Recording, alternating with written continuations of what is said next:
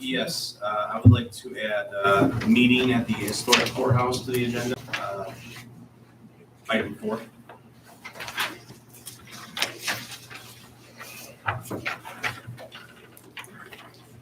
Okay. Any other topics? Seeing none, motion to approve as amended.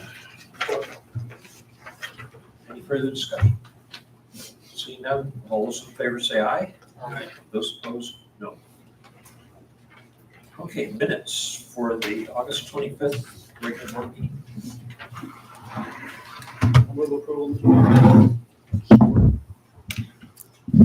Any further discussion or correction? Seeing none, all those in favor say aye. Those opposed, no. Okay, now time for elected officials updates. We typically do this on a first come first served basis. And I think we do have several people who want to make comments. Recognize Representative Howell. We're glad to have you here. Wearing both hats. Thank you, Commissioner. It's a pleasure to be here. Unfortunately, ordinarily, I can't be at the commission meetings on Thursdays because the legislature meets on Thursdays in normal circumstances. We are not meeting this week, obviously, so I thought I would come over here and share with you a little bit about what's going on or what's not going on in Lansing. We are coming up to the end of the year of an election year, which means so-called lame duck session happens. That's the time after the election is over and before the new officers take effect. It's a very dangerous time. A lot of things that cannot be passed ordinarily are attempted to be pushed through during lame duck. They figure they got a number of legislators that are not coming back. Maybe their arms can be twisted, who knows? So this is a case of eternal vigilance as the price of freedom. I'll be watching very carefully to make sure that nothing slips by that should not. My particular focus will be on 2 issues. One is a tax cut, and the other is maintaining local control. Those are major battles that have gone on a long time. On the tax cut, we legislators have passed 3 tax cuts this year. Governor Whitmer has vetoed all 3 of those tax cuts.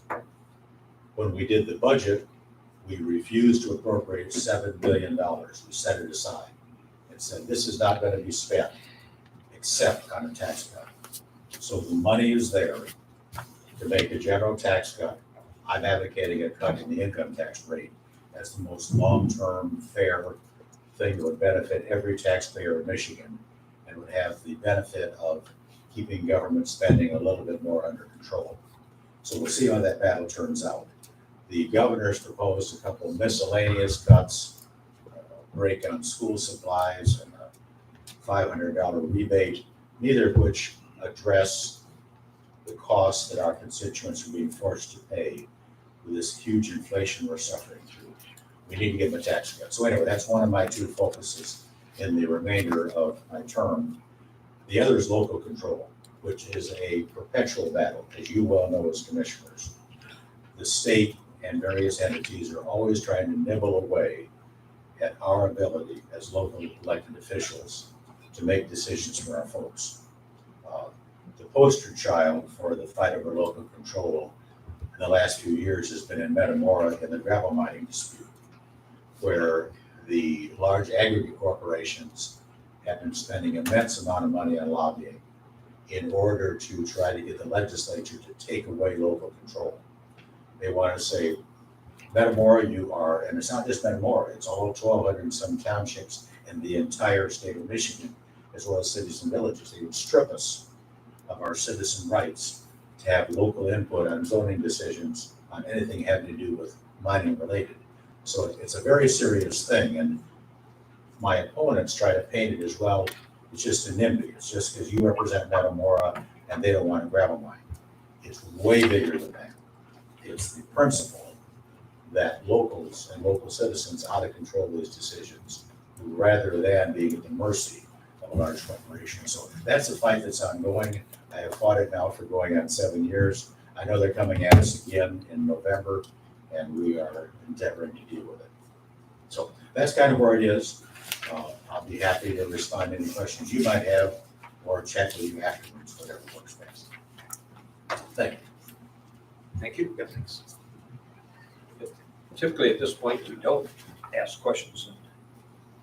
If you're able to stay, we'll see. But Yes, I will. maybe you'll have some additional comments. Okay, other reports from elected officials or department heads or programs? Why not? Commissioners, good morning. I usually don't stand up here, but tomorrow marks my third year anniversary already as the Director of Veterans Affairs. I can't believe it's been 3 years already. The knowledge that's been bestowed upon me is insurmountable. I've learned a lot in the last 3 years and still learning. And I tell everybody, you know, I love coming to work every day. I really do. And it's no BS. I love coming in and talking to vets, helping vets. It's my way of paying back to them for their service to this great country. So with that being said, I just got some numbers for you, as always.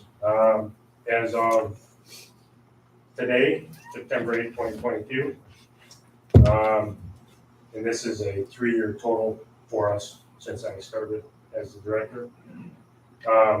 Office appointments, we are at 3,560, which averages out over a 240 workday calendar year, averages out to about 6.9 vets a day.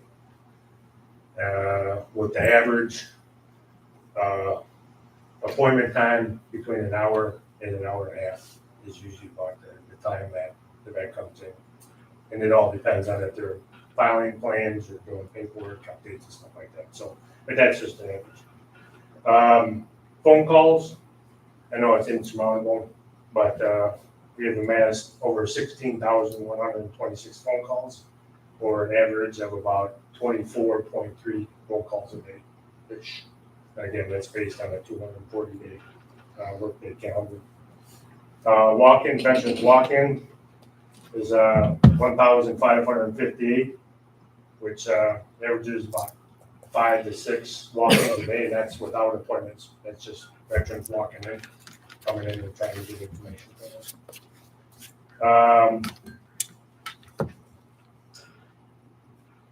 Our volunteer driver program has just went over 205,000 miles that we've driven, taking veterans to their appointments in Ann Arbor, Saginaw, Detroit, Yale, Pontiac, and Flint.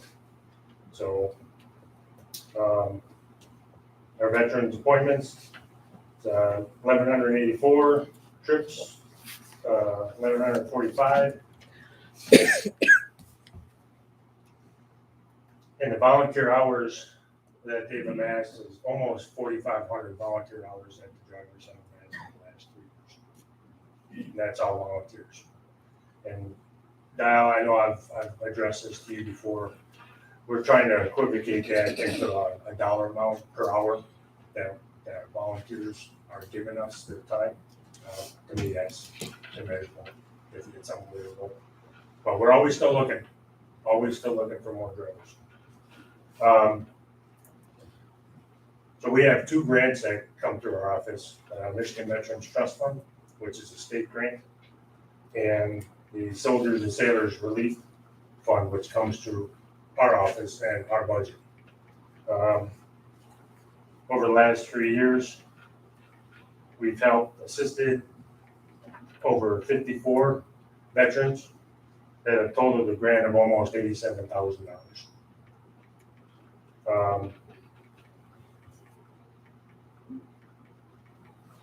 Our Facebook page, which was resurrected last June, I think, we're averaging almost 5,000 people a week. It's averaging we're getting in contact with a click-through rate of almost 71%. So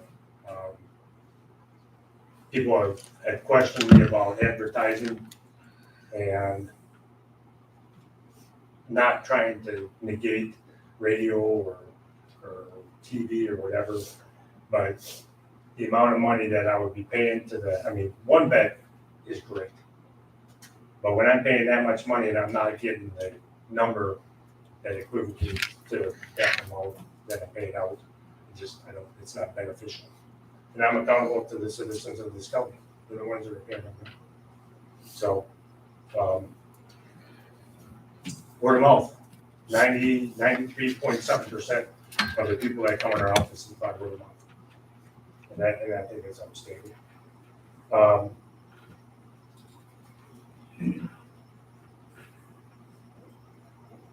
We have a bus tour coming up in 2 weeks to Great Lakes National Cemetery. And we haven't had one since 2018, and we're at max capacity. Actually, we're beyond max capacity. I rented a 64 passenger bus. I'm actually driving one of our vans because we went over max participation. So me, and I'm being very biased, we're doing good things. I think we're doing great things. There's still more. But the coup de grace that I always say for last, my goal when I took over this position in 2019 was 1,000 new vets coming into office. Right now we sit at 541 in 3 years. It's almost 15 new vets a month-ish. So, any questions? Any questions? No, can I make a couple of comments? So, Okay. you're doing a great job.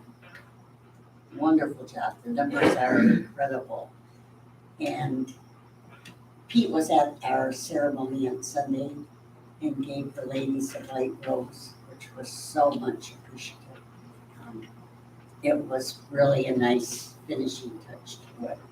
And I appreciate you being there and doing that. No, it was my honor. It really was my honor. Anything else? Good job, Pete. Thank you. Thank you. Thank you. Any other department heads, elected officials? Couple on the agenda. Okay, then we'll move ahead with public. Any members of the public that would like to make comments? Again, 3-minute limit is standard. Here's Morning. I had a little story to tell first. Some of you might have already heard it. That is a Georgia story of the use of the Dominion machines.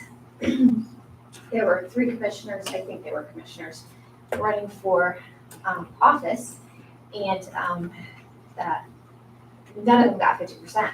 So the way that it works is the 2 will go for a runoff, but the one who got the least of the votes went to some of the precincts and just did a little bit of research, and then she found that in her own precinct, she received no votes, but she knew that couldn't be so because she and her husband had cast votes for herself. So that justified a recount, a hand recount. And they did so, and it was discovered that she had actually won the election. This just happened in May. This was discovered in May, roughly. Well, in light of the errors with the Dominion machines, I'm personally interested in a movement underway, and I'm just letting you guys know about it, to enlist township clerks across the country to do right by the voters who are aware of errors these machines can make, accidentally, maybe sometimes on purpose. To do right by checking the votes sent through the Dominion tabulators with a hand count done by voluntary election inspectors right after the November 8 election. This would be done within that week and before certification. That way, if errors are found, they can immediately be taken care of, and that's what the people want. The people do not want to have to do FOIAs and, beg for recounts or anything like that when they think that there's a problem. Just check the machines. There's a lot going on right now with those machines, a lot in the news, and we're hearing it. And we are the citizens who vote, and we want to make sure that our elected officials are the ones that the people actually requested, voted for. The township clerks really should know by now, all clerks should know, that our distrust is not of them, it's of the machines. You guys have said that, and you have heard it yourselves from all of our voices. So the The machine has been shown to occasionally flip, switch, and take a percentage of votes. I actually read that percentage bit in a Dominion manual, and it's pretty freaky that machines are actually, that they can be programmed to do such a thing. There are many who are ready to step up to get this done, the recounts in different townships. I also know that because of the doubt the Dominion machines have cast upon the election process, the clerks have every legal right and duty to check the accuracy of the vote count with a hand count. Michigan Law 168.520 says the clerk is empowered to investigate fraudulent or illegal registration because the integrity of the vote is in her or his charge. I can't see how wrongful counting would not fall into the same category as illegal registration. The outcome of both is the same, possible election of the wrong candidate. I hope that you have all had your ears open to some of the recent cases in the courts regarding elections and the machines, as well as other aspects of the process. A lawsuit in Michigan regarding much Dominion equipment lacking certification, as well as the companies that certify them lacking proper certification, was filed, I think it was on September 2nd. It requests many things because of that issue, including preservation of 2020 election records and hand counts for the areas where the machines are not properly certified. I asked the commissioners of Lapeer to find out if the Lapeer equipment has proper certification paperwork by a properly certified company, but because of proven errors, those errors are there. I ask that you do what you can to persuade our clerks to do a double check with citizens after the November 8th election, along with the citizens who are doing the same in this county. Thanks.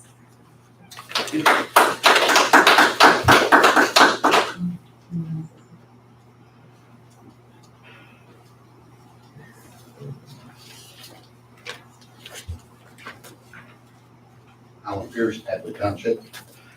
I'm very pleased that we have our congressman here present with us today. Cowboys for Trump co-founder Coy Griffin was removed from office and disqualified for running for political positions in the future by a Democratic judge for his participation in the January 6th Capitol riot. Griffin was convicted of a misdemeanor for entering the Capitol grounds, but not the building. He was arrested that day. He was sentenced to 14 days and given credit for all time served, but that was not enough for his home state of New Mexico and a judge there.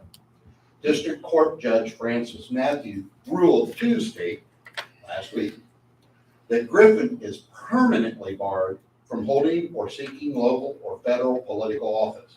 He is removed from his position as an Otero County Commissioner, effective immediately.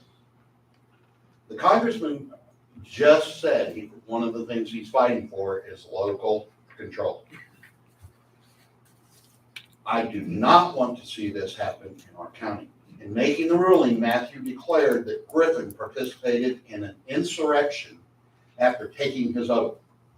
Even though he did not personally engage in violence, the judge said that, quote, Mr. Griffin contributed to delaying Congress's election certification proceedings, unquote. That was a reason for her to permanently bar this man and to kick him out from a county held office by county elected by us, the people. In essence, a state judge declared that a federal insurrection existed 2 years ago, even though that declaration has not been made by the federal government itself. We hear it every day by the media, but the federal government has never done that. The ruling marked the first time since 1869 that Section 3 of the 14th Amendment was used to disqualify a public official from office. That is according to the government watchdog, Citizens for Responsibility and Ethics in Washington, D.C. Griffin outlasted a recall vote in 2021, but is not running for office this year. He had harsh words for losing his office for what for him was a peaceful act on January 6th. He said that Tuesday's ruling was further evidence that the blatant tyranny Raising his head in our great country, Griffin defended his actions by saying that he acted on the grounds of peace that day and out of concern that election laws were broken. Griffin said he wanted those laws upheld and respected, and he wanted to lobby former Vice President Mike Pence to vote no on the election certification. That's why he was there. It may be unprecedented for a state official to declare a national insurrection and then remove a duly elected official from office. Convicted of only a misdemeanor, Griffin deserved to answer to the voters, not to a Democratic judge. Please do not let that happen in our county. It happened in the county in New Mexico. Realize it's a different state. But this county needs to take back its power.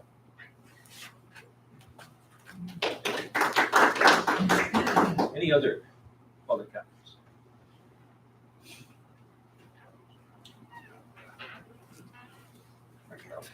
Good morning.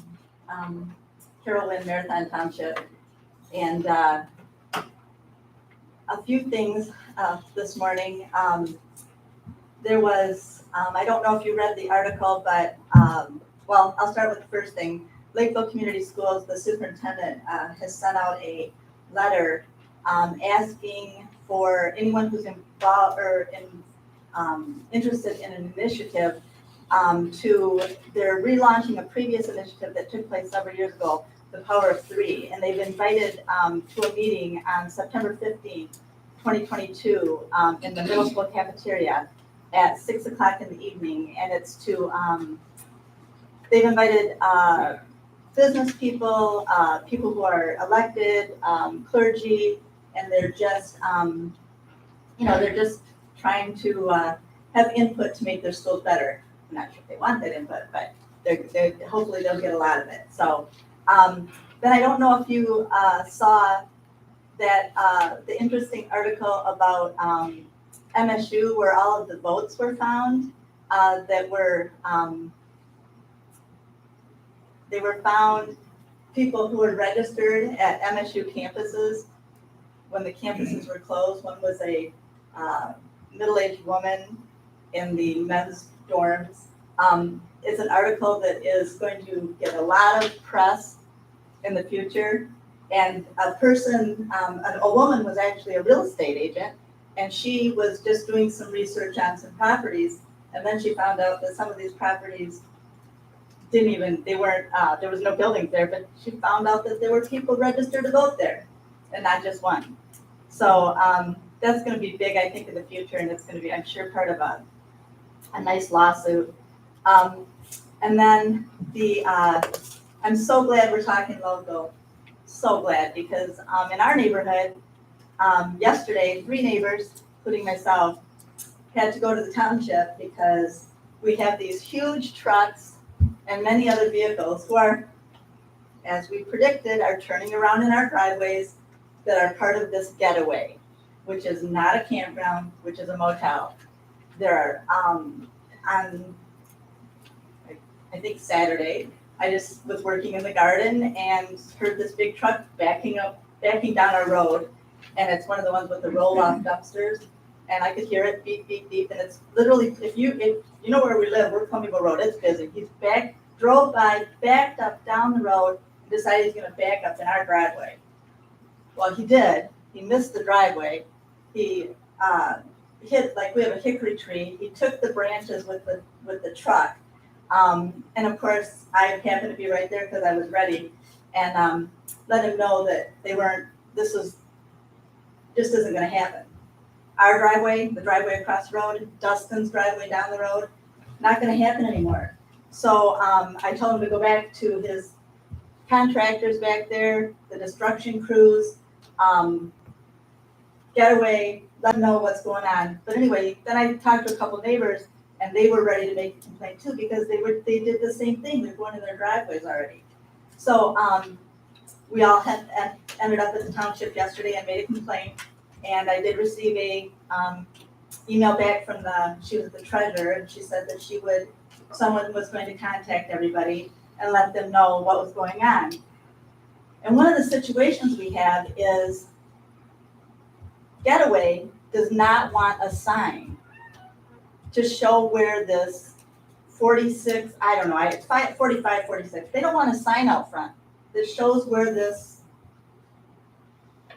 whatever it's called, it's not a campground, to show where this situation is. Because they don't want people to stop by and look at it.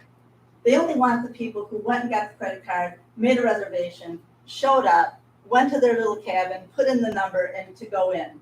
They don't want you or I to go in and see this getaway. But talk about local control. No one has listened to us.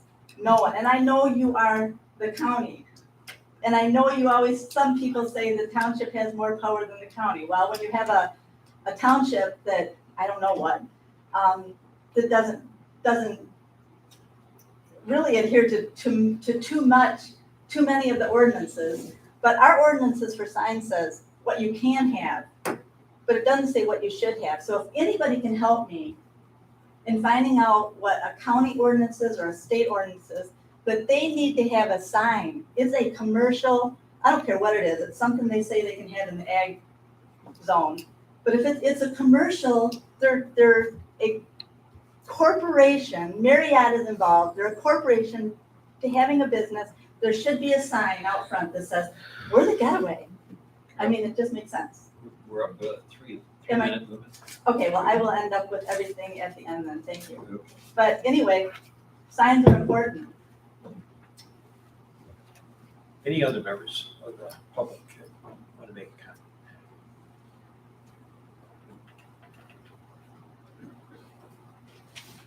Good morning. I'm Jerry Troy Township. I'm here to address the internet service that we're trying to get here.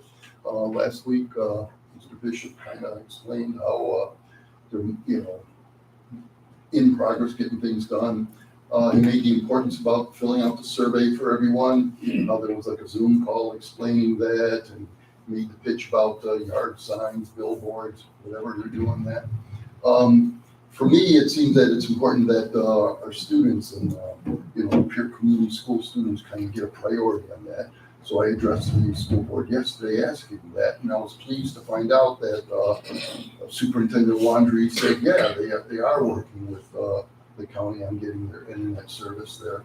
So I'm led to believe that the other school districts here are also on track, like Alma, Dryden, North Branch.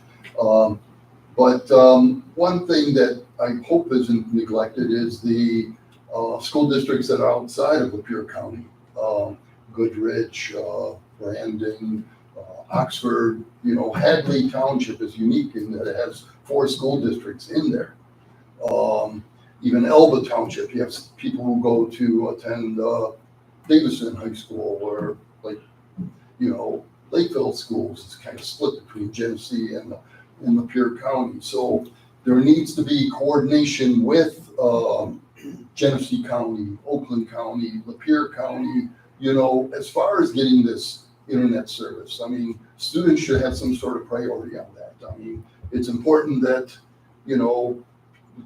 businesses are working from home. Frequently people are on their Zoom calls when I go canvassing or whatever. So I see that that's kind of risen. Guys playing their games or watching Netflix, if their internet kicks off, that doesn't really bother me that much.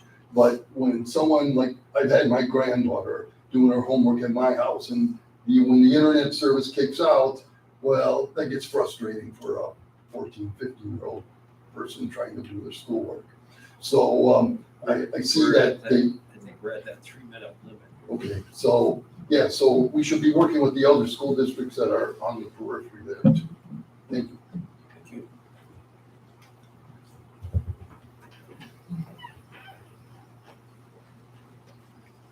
Mark Lynn, Marathon. Just wanted to expound on the getaway. We got corruption in our township. They took a $10,000 donation from the corporation to look away on following ordinances and stuff like that. I filed a complaint with the prosecutor. Haven't heard a word from him. It's been over 3 weeks. I don't know where to go next. Tired of it.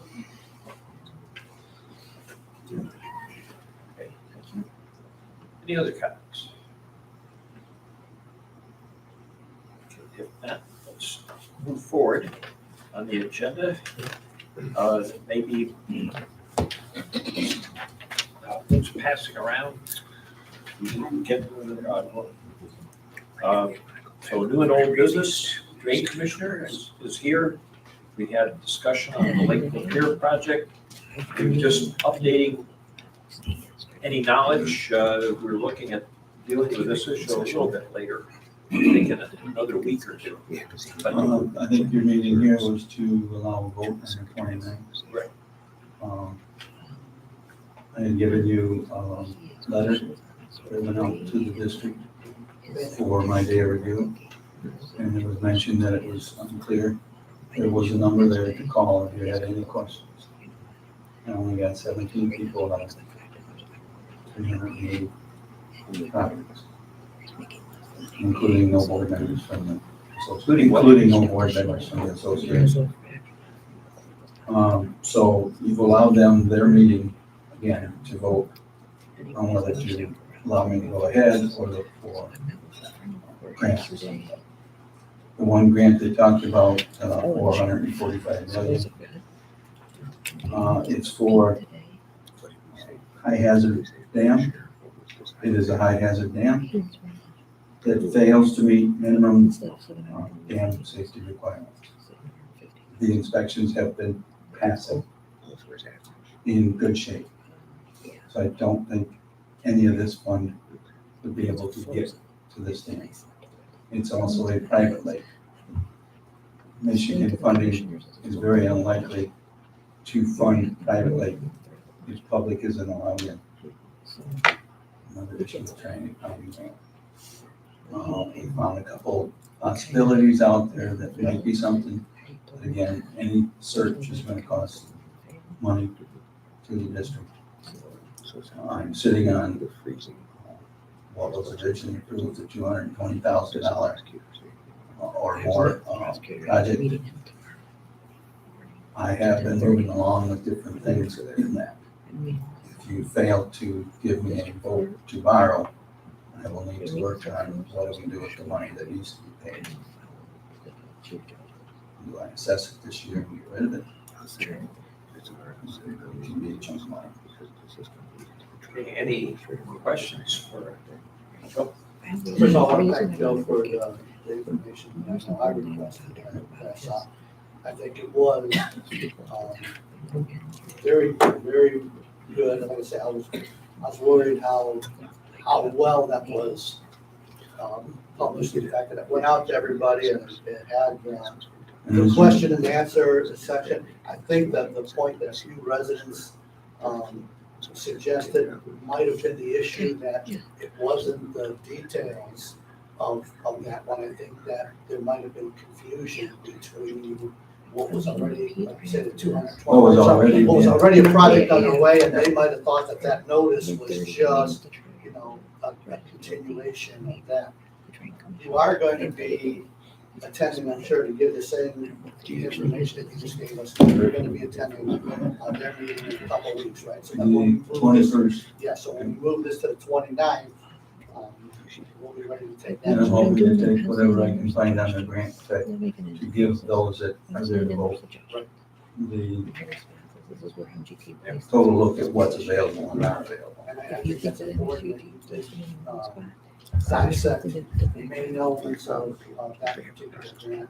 But it'll be interesting to hear whether or not there were any, other opportunities. But at least I think this couple week period of time, we'll just take that tiny extra step to make sure, because I think there may have been some confusion between what was already underway and this.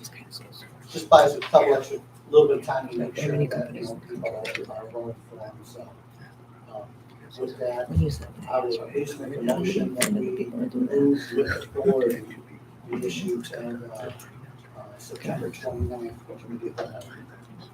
We have the motion and support. Just before we vote, I did want to ask you on the assessment question. You said there's currently been work done and that needs to be paid for, right? And there's all the engineering for what we're doing. Yeah. We've got the almost $7,000 for that meeting that I called board attorney bills and that, Yeah, I would and the assume, advertising. I would assume when you go and talk to the lake board, you pretty much make it clear that if they don't approve, you know, they don't want to have, they want to search for grants, that you also let them know that that additional background money's gonna have to be assessed regardless.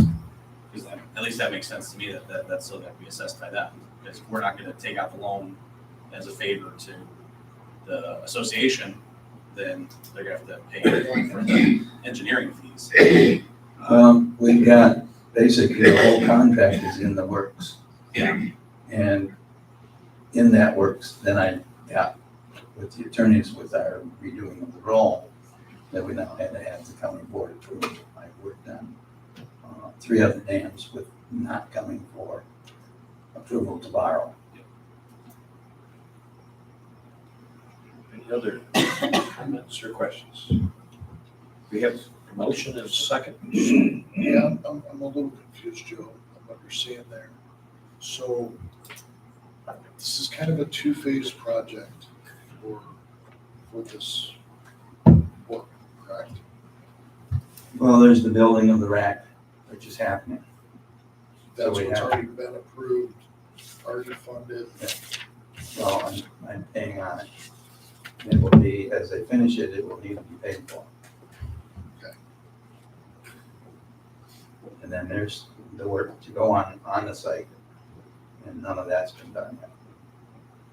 But that's where this additional monies is coming from. Right? That's what they're trying to get the grant for. Well, the grant would be for the whole package. In fact, they threw out, why don't we do the insert on the pipe as well? Well, then there's more time of engineering, trying to evaluate that, create a package, get a new Eagle permit for that, to tie in and put the package together. My view is, let's get this one rolling and done, and they could look at that next project as something to look for grants and get accomplished. It's more pertaining to the dam and the safety of the dam for holding back and flow. The rack is safety of doing the job of pulling boards. And the fence is trying to keep people out. And the cameras are just trying to keep an eye on the site without driving out there to do it.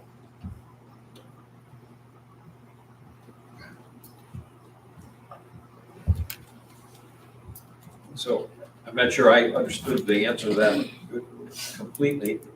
Is some of the money that we're talking for here, both for the project currently underway, and then some of it is for these new projects yet to be done? Well, the whole project is $290,000. The new costs? And it's a project that's been contracted. It's all in the steps of moving along. The glitch was I had to look at redoing it all, and in doing so, the attorney said, well, I need to come to the county board to get approval to borrow. So if we don't borrow with your approval to motion to exceed, then we may have to just build the whole package instead of a 4-year window.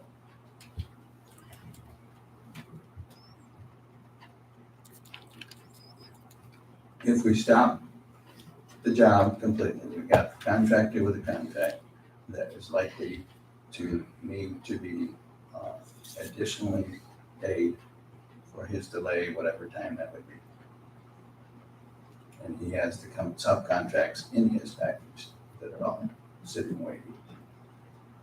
So their numbers could all change. Okay, I think I understand that part.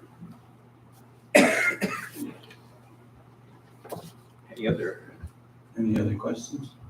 Exactly what are you asking for? Just in terms. From the board, we were looking for approval of the district and motion to borrow For the full amount? for the 290,000. The roll is set with a 4-year spread plus interest. But then you're talking if it doesn't go forward. If it doesn't go forward, we sit with the money we spent and wait on the project. Who's sitting on that money? Does the district get billed Is the county willing to put up the chunk of money that's out while we wait? Or do we sit with the work fund holding?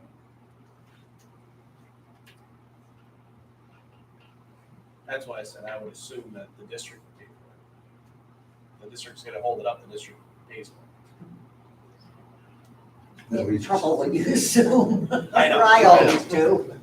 bill out what we have I guess, spent. I shouldn't say assume, I guess you should say, it should be implied when you're having your meeting with them that they will be billed for the additional, the additional cost will then go through, but also the cost that is currently being incurred. If they're gonna take the risk and say, well, we'll pay instead of, this is arbitrary numbers, but instead of having to pay $200 a month, we'll pay the $100 a month to try and save $100. Well, that's their choice. 'Cause that's pretty much what it would end up being. It would be, they would say, yes, we're gonna have to take on the additional funds, the current funds that's already going in, but we're hoping to save the additional funds through grants. That's the way I would understand it. So, Giving ourselves authority. to act There's on gonna be a committee of the whole, not in 3 weeks. Then Joe will have the opportunity to meet with, And they're supposed to bring you back a vote Yes. from their group. right. Either let's do the job or let's hold off for looking for grants. Okay, And then I need to settle the issue at their meeting. Okay, any further discussion? Okay. We have a vote then. All those in favor say aye. Aye. Those opposed, same sign. Thank you, Joe. See ya. Thanks for around, hanging in there and with us. See you the 29th. Yep. Thank you. Okay, notice of appointments from our clerk. We have a list in here. Notice that in that list, the bulk of them are for the historic courthouse. So we need to, I guess, re-raise that topic at the historic courthouse meeting. Hopefully you'll be able to attend. Whenever that is, I'm not sure. it's, Next Wednesday? Next Wednesday, and I asked him always for my twins at a soccer game for my parents, Okay. so I didn't fucking go. Is there at least an email list somewhere that someone can contact these individuals I to see can- whether or not they're willing to serve? Or contact Lynn. And have her find out at the meeting. Yeah. That's what we can do. The same question I was gonna ask, on the first one, Mr. Administrator, we heard from Jeff, has Larry, anybody reached out to Larry, does he want to, serve on another, of course, he's a great asset. Yeah. To us, and do we know when? I was gonna report on that. Okay. I have talked to Larry. He initially didn't receive the email about needing to appear. And when I last talked to him about a week ago, he had some health issues that made it hard for him to get here to the meeting right now. But I think he's planning to come soon, as the board indicated before we approved new people or people to even renew terms, that they should attend this meeting. So he's aware that he needs to come here. In fact, he's not here today. Indicates to me that whatever the health thing is, that he wasn't able to be here today, but plans to. So he may be at any future meeting based on his health. Appreciate the report. But he is interested. He has filed the application to continue. So it looks like there's work underway then on both of these committees, so no further action today. Okay, so we'll move on then to the next topic. We have a revised biennial budget calendar. Yeah, Mr. Chairman, that's the one that the administration gave us. And then after the discussion that we had last week, where I said, if you make note, for us, the important dates are October 6th. That's when administration gets a chance to present to us their recommendation. And then the 17th through the 21st is when we will have hearings. We don't know how many days, it depends on how many department heads decide that draft budget caused problems for them. So sometimes we've taken all 5 days, sometimes we've wrapped it up in a day. But the point being, that's the shortest window that I think we've ever had, between the 6th and the 17th, department heads getting a chance to see what that recommended budget is. And so we decided it would probably be important for us to at least approve this so that administration could send that out to department heads so that they know, that they've got this short window of time to review, so. I consulted with the county's IT director, and he has advised me that the department heads will be able to see the documents throughout the entire process. So they can look at it anytime. Right now, they can look at it, they'll be able to look at it after October 6th, before October 6th, every day. Especially some of the larger departments, they'll need to sometimes meet with their own Yes, individual people that are responsible for certain programs Yes. or whatever so, again, this is a short window, so we just need to approve this so that they can actually just send it as, hey, the BOC said, this is the official calendar, and we need to lock in these dates in order to be able to stay on track for meeting our requirements for statutory approval. So I would move the 23-24 biannual budget calendar as presented. Support Commissioner Jarvis. Further discussion? Yeah, just a quick question to administration. You noted that the department heads are able to observe the budget process. Just to ensure that that's made clear to the department heads and they know that Yes. they have to observe it.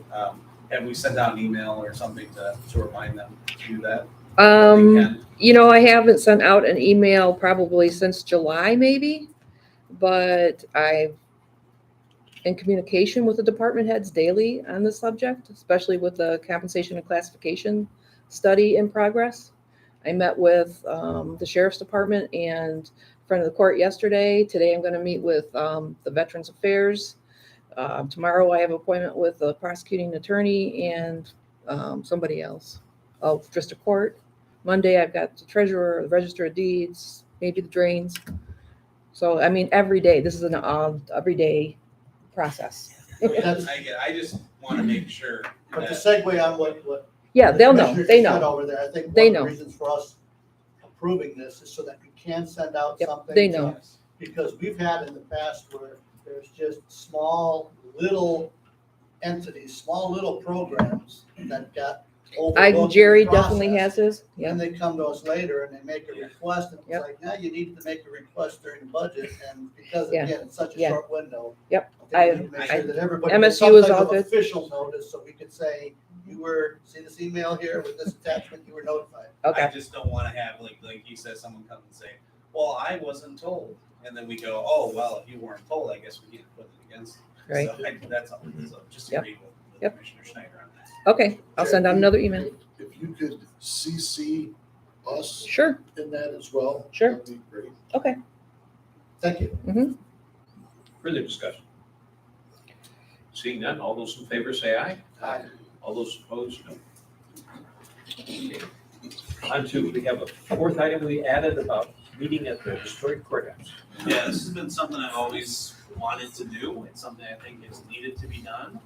I think we kind of cheat a little bit when we say we have the longest operating court, in the state of Michigan.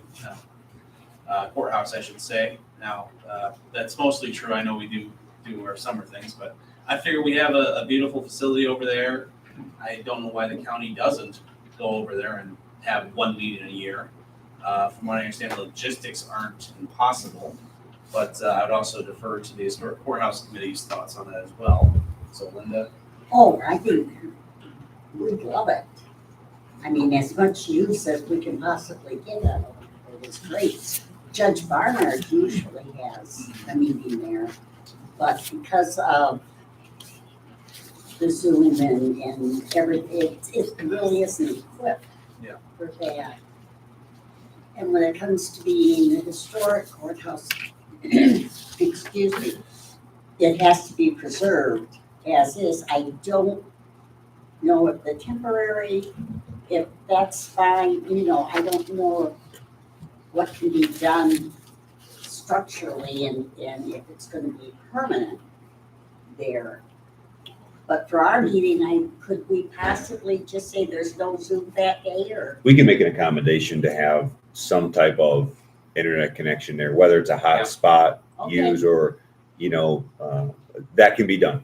That can be done. Would be, I think, wonderful, yeah. I think there would be some advantage to doing it sooner rather than later, only for heating purposes. Well, and that's why I wanted to bring it up, because I know we were coming up soon to the colder times. So, noting, September, I guess I would ask administration, one, how plausible is this idea? I know we've kind of talked a little bit about this in the past. And then two, what would be the timeline if it was a plausible recommendation?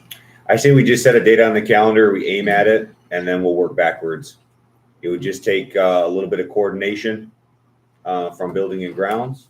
We need to get the historic courthouse committee involved. I think because it's a special event, I think if they would like to do something and make something notable, obviously the wonderful Krista Morley's here, so we'd have the extra press on it. To coordinate something like that won't be the difficult part. The decision to pick a calendar date is the most crucial. Okay. You want to make a recommendation? Ms. Stafford's ready. I have an idea, because in October, you go into your October session. Yep. That might be a marked time frame. October 6th is a general, regular full board. Well, as long Just as, toss an idea. October 6th, you've got a suggestion. because that's, and We can get anything done in a month. October 6th is, let's aim at it. would you like us to make any sort of motions today? As far as to say that the meeting will be held? I think I think appropriate is a public announcement, right? And we probably need to get some word in there, and people would want to participate just for the sake of being in a public meeting in the courthouse would be special. So a little bit of press would be helpful. So Sure. Does the board want to do that today, or do we want to? Okay, well, I'll make the motion that we hold the October 6th meeting at the historic courthouse. Support. At 9 a.m. Yes, 9 a.m. Only caveat. Let's check with building and grounds, make sure something's not previously scheduled for that day. Okay. It's a Thursday, I would highly doubt that there is. Oh, Stranger Things. But that's assuming that there's no conflict. Yeah. Okay. So if you change your motion to assuming there's no conflict on that day, I was already told not to assume anything today. I think you should, I always get in trouble. Yeah. Yeah, On the pending, condition of. yeah, on the condition of, no, Being available. yeah, condition of availability. Yes. You got the motion? No, Okay. but I will. Okay, I'll read it. A motion and a second. We have, at least we have understanding. so. Not the exact wording. So if we're gonna do this in the old courthouse, are we gonna wear appropriate attire for the No. venue? Yes, where would? No, You can wear your curly wig, I'll look forward to that. at least your female commissioner is not. Otherwise, you'd have to move it to Halloween, I think. Okay, any further discussion? Seeing none, all those in favor say aye. Aye. Those opposed?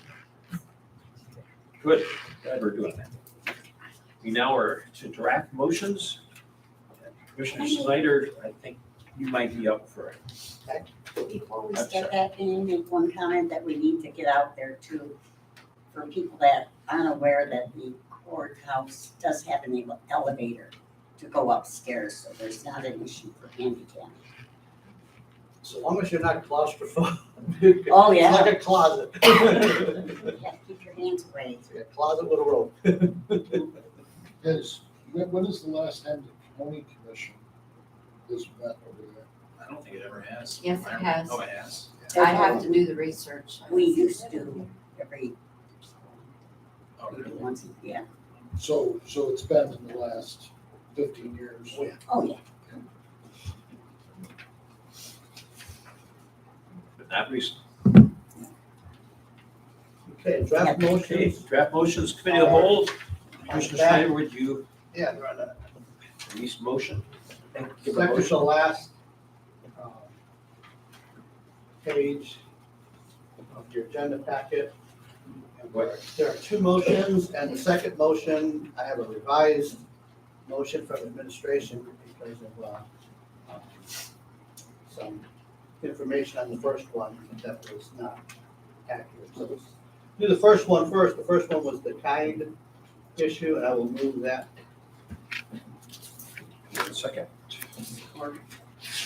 Discussion. Seeing none, all those in favor say aye. Aye. Those opposed? And then motion number two was the PA application from Deerfield Township, and there were some changes to the original one, had two parcel numbers. The revised has one, and the original one listed 26 acres. The revisions, it's actually 52.5 acres. I don't have that. I will give that to you with the revision.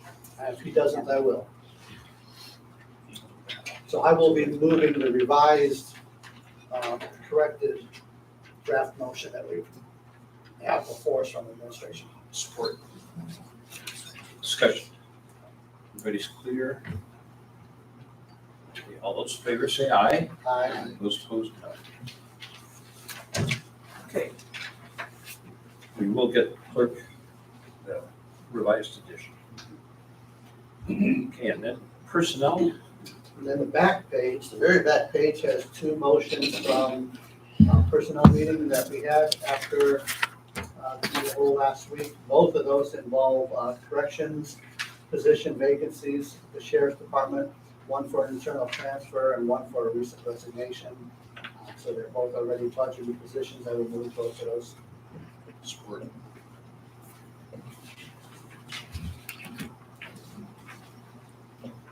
Okay, we have a motion and support. Any discussion? Seeing none, those in favor say aye. Aye. Those opposed, no. Okay, ad hoc committee updates or general meeting updates. Do we have any meetings today? Don't have No any. committee. Administration. Yep, I would only add about the broadband comment that we recently, this is as of earlier in the week, that we have spoke to the consultant who's designing the network plan in schools where a major consideration. As of right now, the middle mile backbone connects into anchor institutions, schools, libraries, police departments, fire departments. And there are loops within our county that just by lack of funds and resources and whatnot, were never connected. Our plan fixes that. So if we overlay the middle mile backbone on Lapeer County, it looks like a huge loop. We can begin even as far as north into Burnside, down 53, connecting through Goodland Township, which is typically underserved as well, south all the way through Imlay City, south into Almont, clear across to Hadley, from Hadley, run north, clear up to almost Otter Lake, grabs Elba, it's going to grab Marathon, right? And then it heads due from that corner, we're going to go due back east and connect back up into Burnside. You can imagine a major rectangle laid right down in there. And in the center, bisecting that rectangle, we're going to get back into Lapeer and run north on 24 to hit the population centers there. I mean, that's the part that's legal. Currently, right now, it will not be. One question on that topic. If I also understood, I think the other point though was the survey information that we're trying to get out, and we appreciate the press putting out media and working with us as well too. But have we also asked all of the school districts, including the ones that were mentioned, to share that information with their faculty and with their students, for their students to bring that home to the household? Because that's one of the huge target audiences, and I can't imagine being a teacher and living in a rural area and not being able to after hours. And like I say, certainly the students that are frustrated by the we want them to be able to give that information to their grandparents, to their parents, to wherever they're finding, so. 100%. Steve's out and I have been in communication. He's having his superintendent's meeting. We're not only spreading the word is going out directly to parents. We have gone as far, and the email is going out today to every athletic director, because on every Friday night where hundreds of people show up for football games, whether or not you have a family member or not playing, on every little program that they have with the rosters, we would like to have on the bottom, take the Lapeer County Internet Survey, and this is how you do it. Very good. Okay, so we are trying to cover all bases, all angles, at every way. I'd like to. I think it's good to celebrate people who do exceptional work. I would have to say, out of the treasurer's office, equalization specifically, and Mona Donaldson, we have pinged Mona specifically to help out Merit to identify addresses, and there was some back and forth, just in terms of where addresses are these addresses real? We had a situation today with the PA 116. There's two parcels that, kind of combining into one. Is this more accurate information? Mara took the time to reach back out and said, whoever Mona is, okay, nice work. Because she populated the addresses that we have, pinpointing parcels, and she's doing it very quickly and efficiently. So total team effort. Great, thank you. Do we have handouts for the moonshot? Sorry, for the survey? Yes, we have hard copy handouts, yes. Reason being, I was thinking about going out and knocking in my district, because I feel like it's my district that gets the most benefit. I will load your trunk up full of paper copies. If you're going to be doing door knocking, we can make that happen. Especially, I noticed that the square doesn't circle up to Rich Township and Burlington Township. No, you're correct. And so what's going to happen is, again, it's about population density. And so what the middle mile does is creates the backbone. Phase 2, last mile and home hookups, are the arteries that run off the backbone. So that would be like the same thing saying to the folks down in like the deep corner down in Hadley Township. Hadley gets it, but what about that deep corner, right? Well, you just spend it. Yeah, well, these folks do. So you know what I mean? You know what I mean? So phase 2 is last mile connections, and those are the bigger arteries that are going to get to the edges. Yep. That makes a lot more sense. Okay, thanks. Yeah, no, seriously though, when you get paper, let me know. I will load it in my trunk, and probably in September I'll go out and do that. We'll get them to you. Thank you. Quentin, Yes. just so you know, last night Oregon Township had a joint meeting of all the committees, and it was up in the air whether there was a survey going on or not. Nobody was sure if there was or wasn't one going. Okay. So it's getting lost somewhere. When was the last meeting? Last night. And they had no idea about a survey? It was brought up, there was a survey going, somebody said yes, somebody said no, we don't know. Nobody's sure whether there's a survey for the internet going or not. Okay, we'll open the rock up. We'll get them Sounds like out. we need to We'll send give them a out- This survey. wasn't just 4 people, this was all of the committees, all of the boards, their joint meeting for the year, and nobody was sure whether you were collecting information or not. Okay, well, we're 100% collecting information, so we'll reach out directly to Oregon Township if that's the township needs to be addressed. As a matter of fact, we'll just do it to everybody and make sure it's alive and well. There's still a question out there whether there is or isn't a survey and where to go and how to do it. That'll be done today. If there's any question, that'll be done today. Thank You're welcome. Commissioner Jarvis? I would also like some hard copies that all my townships are meeting next week, and I'll be able to pass those out. We'll fire up the printer. Just a few, so if anybody's there and I can leave them there on the desk in the office. 100%. Mine too. And Otter Lake will get it. I know you said almost to Otter Lake, so that'll be phase 2. No. Otter Lake is actually a touch point in part of our map. That's part of the backbone, is to punch it out to Otter Lake to get the corner. Okay. Yeah.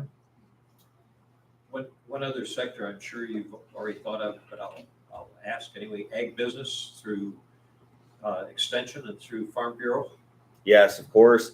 And it's not surprisingly, because they're a big player, is Tri-County. So Tri-County, they have databases of a lot of ag who uses technology in their combines, their equipment, and on their farms. Well, they need to know about this as well. So we're reaching right into the commercial sector to make sure that they understand that there's a survey available and they need to get involved. The Farm Bureau is a good one. That's a good one. Okay, any further questions or discussions on that topic? Anything else from administration? We had a department head meeting yesterday. We discussed the wage study. We discussed health insurance. We took polls. We I don't know if this is the first time it's happened, but we polled the entire staff of 400 plus about their perception on work environment, specifically about wages, healthcare, our PTO benefits, things that would attract employees, and the things that helps build culture and morale. And we asked them, and we left it open-ended because we didn't want yes or no answers. We wanted them to be able to respond as truthfully and as honestly as they chose to do so. Out of the 400 plus surveys went back, more than 135 responded. That's huge. That's huge for a company survey. So we've compiled all that information. So Cheryl Sims, Jackie Bennett, Jackie Arnold, Doreen Clark, and myself are sitting around the table and dissecting those answers. And we're dashboarding it and graphing exactly where the major concerns are. And, wages jumped off the page. We knew that, but that's being addressed specifically through the wage study. The second thing that came off the page was just health coverage in general. They say for years and years, a cost of living increase of 2% doesn't keep up with inflation, but worse off if the healthcare insurance itself increases the premium by 7% and there's a 2% raise, it costs us more money for the same service. Makes no issue on quality, just the fact that the price went up. So we're trying to address and brainstorm and come up with alternatives to how can we improve quality and control costs? Because we think that there is a solution. We're just examining what those solutions may be. What will ultimately have to happen is our third-party administrator from health insurance and needs to get involved and needs to be an active player, and we need to compete more in the marketplace to find the better rates, because there is absolutely people who will take our business. And I've talked to Doug, and we have a very open communication about this. But if we are planning to set the county up as a place of employment that seeks long-term employees and built on a sustainability model, we can't avoid the question of the cost of healthcare. It has to be something we're extremely competitive in. So we're attacking that the same way we have attacked the wages. Okay. Very happy to hear that. I know I've talked to you about the health insurance thing before, and I'm very happy to hear that we're gonna finally be looking at some options there. We're taking it head on. Further questions for administration or? Okay, seeing none, then audit motions.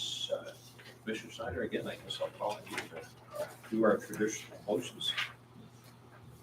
For you is our audit motions. I will move the road commission's audit motion for checks dated September 8th. And the county's audit motion for checks dated September 9th with the controller administrator signature. Do we have support? Commissioner Jarvis, okay. Any discussion? Seeing none, roll calls required. Commissioner Snyder, Yes. Commissioner Zender, Yes. Commissioner Jarvis, Yes. Commissioner Miller, Yes. Commissioner Henning. Yes. Okay, having taken care of that, then we're back to public time. And I've also included the public Representative Howell. I didn't give a lot of free time at the beginning to ask, have people ask questions, or if you had any additional comments to make. So open it up to the public in that broader area.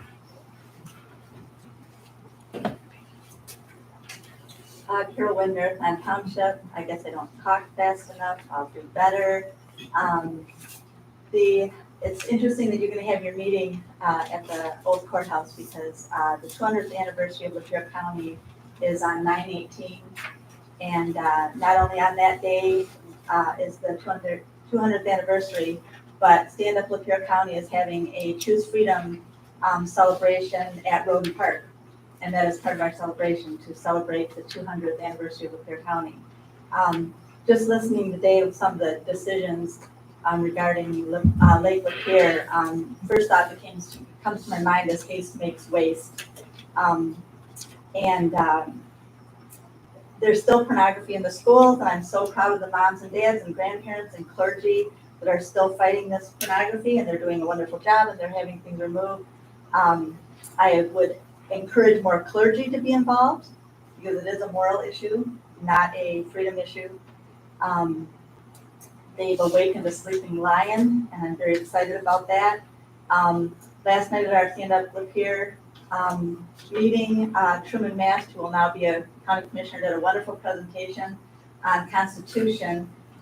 There's a program where you can go into the schools and teach about the Constitution, and I think it's all grades, high school, middle school, and some elementary, but what do you do on Constitution Day? This day commemorates the September 17th, 1787 signing of the United States Constitution. Each educational institution that receives federal funds for a fiscal year is required to hold an additional program about the U.S. Constitution for its students. And I think that Truman himself has contacted some schools to ask if he could do some programming, and he's asked other people to do the same thing. So I think it's awesome, and I think it's necessary. And I don't know what the penalty for schools would be if they don't do a presentation. I don't know if it's, to put their nose against the chalkboard with inside the circle, or if they have to stand in the corner, or what it is, the things that we had to do, hold the books on both sides if you were bad. But I think that something needs to be, they need to be held accountable. This is our Constitution. And also, I have some copies of the Constitution, if anyone would like one. Someone gave them to us, and they're no good sitting on a shelf. So if anyone would like one, I have plenty of copies. Thank you. Thank you. Additional members of the public.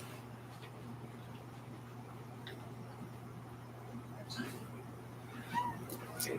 Seeing none, then we'll move on to Representative Powell, if he wants to say anything or any questions for him from the board. I'd be happy to chat with anybody individually afterwards. Very good. Okay, then moving on to commissioners for reports. Commissioner Center, want to start? So my district has been hit with the water issue quite a bit.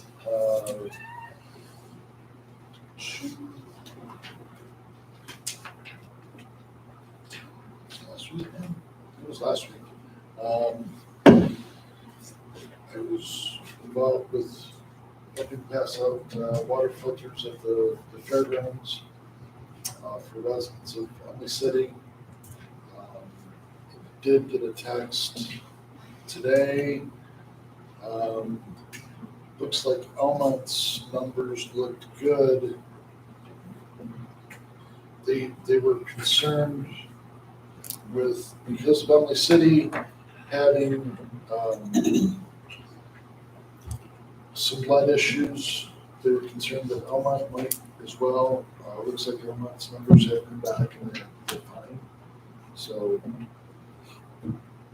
crisis averted. So, it's Jeff did a great job handling that whole situation. So again, kudos to him. That's all I have.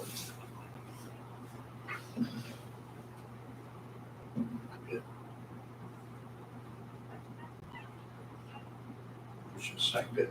You're good. Sorry. Commissioner. Yeah, excuse me, we had a seniors meeting on Tuesday, and I'm glad to hear that the wages are coming back as predicted. But because we have a wait list, and I didn't know my numbers, I apologize. But VAAA got it, with,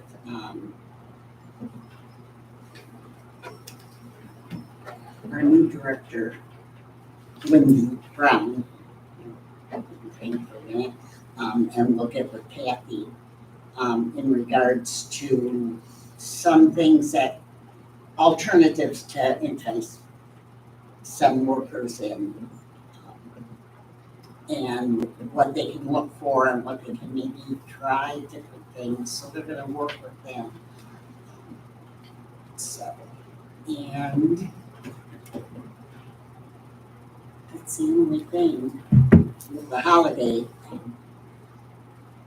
that we had just to report on, because it was last week, the event for the surviving spouses of the Vietnam veterans was very nice, and I think went very well. We had, I think, 27, and I hand delivered 2 after that, and we had another committee member that did one, so I was very pleased. Thank you for doing that. It was an honor. It's something that I felt was well deserved and needed to be done. So the 50th commencement thought the same way, as well as Glenn Green. Also, for driving members, that it was the Quilt of Tears also came in memory of Mike Mercer, and there was a big display of information on him, and they had 4 squares on the quilt dedicated to Mike. It was really nice. I saw Carol Brown there. Yeah, but that's all that. I wasn't there the whole time this time. Last time I was there, whenever we were open, this time they didn't need me. So, yeah. Thank you. Commissioner Miller. Nothing. Okay, a couple things, I guess, from me. One would be, talking about lead issues, and did administration get any update? I got an earful about evidently additional issues of lead or additional homes added to the list in Lapeer for lead, possible lead problems. I would have to refer to Jeff as our emergency management coordinator for any updated list.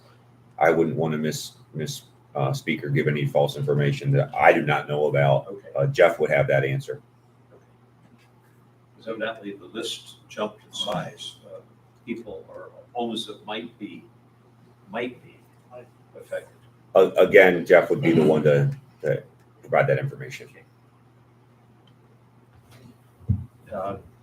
One thing I thought I would announce, just to, since we have some new commissioners in training, though the elections haven't finalized the result, there is training that's put on by Michigan Association of Counties and Michigan State University Extension, and they've just sent out information on that.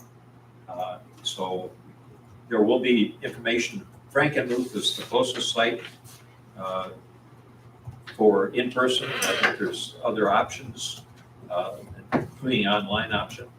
But I would hope that you would consider attending that once these are all past election date in November. But if you're elected, then I think you'll find that's excellent training. We'll get you more information on that now that the dates have been announced. I think they're gonna be doing it a little bit different this year, where they're going to do it in they call it hybrid format, where they're going to actually have part of it be Zoom information, and then part of it be some online work that you can do, and then the last part of it being to actually regionally network and get the schooling in Frankenmuth. So you should have probably got the email that was from Jerry from Extension. Yes. But if you can print that out, we normally, make sure that we budget to make sure that the new elected Yes. officials get the opportunity to go to that, but they might want to know at least what that information is on the hybrid stuff leading up to. My understanding is the regional in-person conferences is the last part of it. So they would want to at least Those are be able to dates know they list. that's one date in Frankenmuth, so they want to at least know what that date is, so they can block off their calendars now. Right. And then at least get the information on Zoom and on online stuff.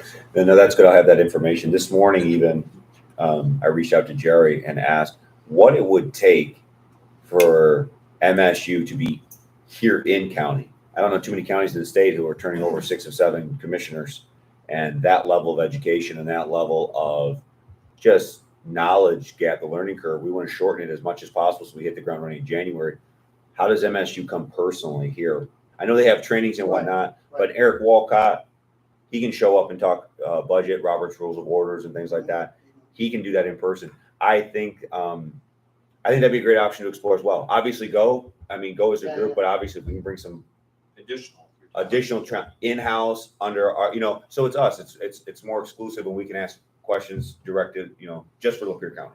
and I understand you're already starting to work on a little bit of an in-house training orientation as well, which I think is good. We absolutely are. And to mark the calendars, we're looking at November 9th and 10th. Everything what would be covered under that would be things like how to respond to a FOIA, Opens Meeting Act. What does that mean? And what is and what is not allowed for Opens Meeting Act? Finance and budgeting with Jack Yarnell and myself. We would look at MSU Extension to help us out with procedural meetings. But also, let's bring in Doreen and Jackie Bennett because they're the one who handles every single request for action that makes its way through a committee onto the packet. What's the proper way to bring information to the committee, and what's the proper way to process that information? And then the rules within those committees, so it makes its way to agenda. All those things will be covered during those trainings. Appreciate it. Welcome. Oh, and labor. We'll have Howard come in. Yeah, I asked that question the Yeah, other day, too. I think that's real important. Let's not forget the 11 bargaining units that have representation, and they'll be here, and Howard will make his way here as well. I have the letter here for the new commissioners. If anybody wants to glance over it, or we can take it up to administration and have the name copies. Sorry, I forgot that. Okay, a second thing I thought I'd mention is that, or third that actually, Crystal Morley did a nice article on the Human Services meeting September 23rd.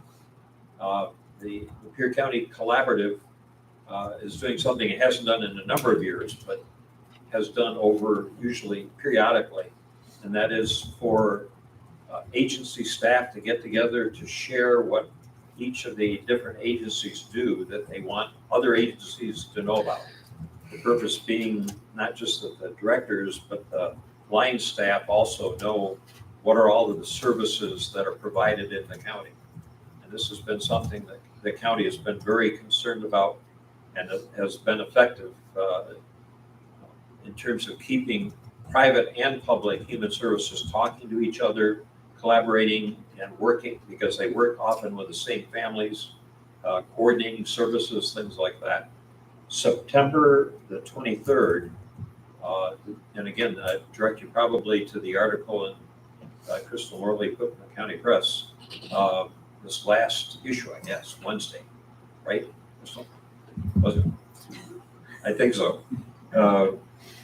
For details, Ben Cummings, our coordinator, I know is going to reach out to the new commissioners. And if you need more information, this is really designed for the new commissioners and agency people. It's not a general public kind of thing. So we hope the new commissioners will attend. It'll give you a really good feel for what exists in the way of services, which is a lot more than you might think. Information sharing is one of the big challenges in that area, so that people know really the range of services and can use them effectively. So that's the 23rd of September. That's the last thing I have. Any other things that people thought about before we close? Okay, if not, one more motion? Adjourn. And a second. Second. Adjourn.